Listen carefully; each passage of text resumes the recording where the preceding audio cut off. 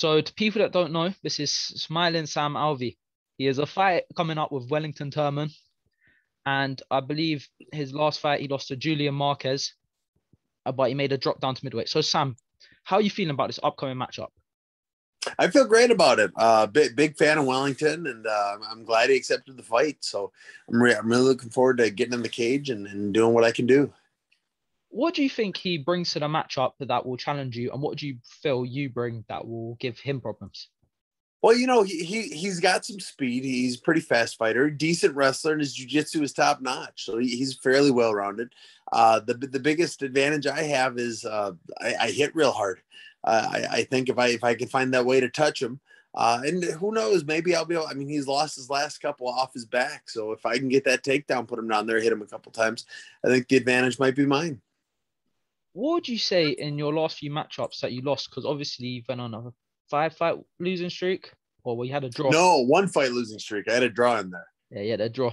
I thought you won that personally. Yeah, I friggin' did. I won the one before that too against Span. They just didn't want to. I was gonna get onto them, but so what do you feel went wrong against Julian Marquez? Is the weight cut? Was it just something in camp? What would you say?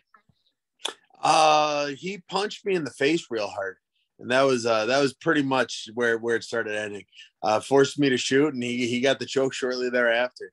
So it was no one hand was down or one chin was up, and he took advantage of it.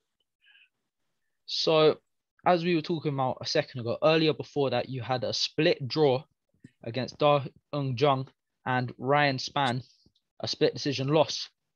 What would you say went wrong in them fights? What would you say went right? Because obviously most people believe you won them. So what would you say? Yeah. So I think the biggest thing that went wrong with that is the judges, when they flipped the coin to decide who wins, it came up tails, and they were, I was heads. So I kind of assumed that's what happened. They're judges. They've got the, standard issue UFC quarters to flip. And I just, luck wasn't on my side that night. You're a seasoned veteran. What would you say your best win is and the win you're most proud of in the octagon? I mean, the obvious one is Rashad Evans. He's the UFC Hall of Famer. He was the UFC champion, and I got the win. However, the fight was me defending takedowns for most of it and countering when I could. I think my best fight, my best win is against Nate Marquardt. Big fan of his. He was my coach on The Ultimate Fighter, and I got the opportunity to share the octagon with him, and I won. How much would you say you have left? Because obviously you've had, I think, 20 fights in the UFC. 22 fights.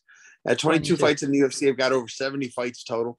If I could do this for another 10 years, I would love to do this for another 10 years. I mean, I don't feel anywhere close to done. I feel like I kicked the snot out of myself from 5 years ago right now. And I'm just looking forward to progressing, getting better, and moving forward with my career. How far do you think you can go in the middleweight division? I got to win first, so I'm not really worried about that title shot just yet. I got a lot of fights to win between now and then, but it all starts on August 28th when I'm fighting Wellington. I'm going to get in there and get back on the right path. Do you have any dream matchup or like a matchup you feel would be just fun stylistically for you? I always wanted to fight Michael Bisping. He's always been amazing. He and my coach Dan Henderson have had a couple good fights together, and I've just always liked the idea of that matchup. He's faster than I am. He's got good cardio like I do, and I think it could be a real banger. Do you still want to have a 5-round fight in the UFC main event? Anything? Is that your plans for the future? Oh, absolutely. So I'm going to win this fight. Then I'm going to fight Sean Strickland, beat the hell out of him in a main event, and go on from there. Well, Sam, anyway, because you need to go soon, we're going to probably just wrap up here. It's a nice little interview. Anything you want to say to the Smiling Sam fans out there? Hey, hit me up on TikTok. I love TikTok. I'm huge on it.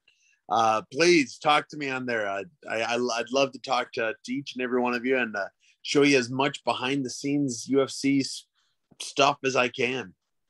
Do you want to shout out your TikTok user so they know what it is? Yeah, it's the same as my Instagram and Twitter and all that. It's at Smilin' Sam, SMILENSAM. Well, Sam, you're a legend. I wish you the best in your next fight, and hopefully you can get you back on here at some point. Well, I really appreciate that, sir. Count me in. Thank you, Sam. And I will speak and I will message you after this most likely and say thank you. All right, that sounds wonderful. Thank you, sir.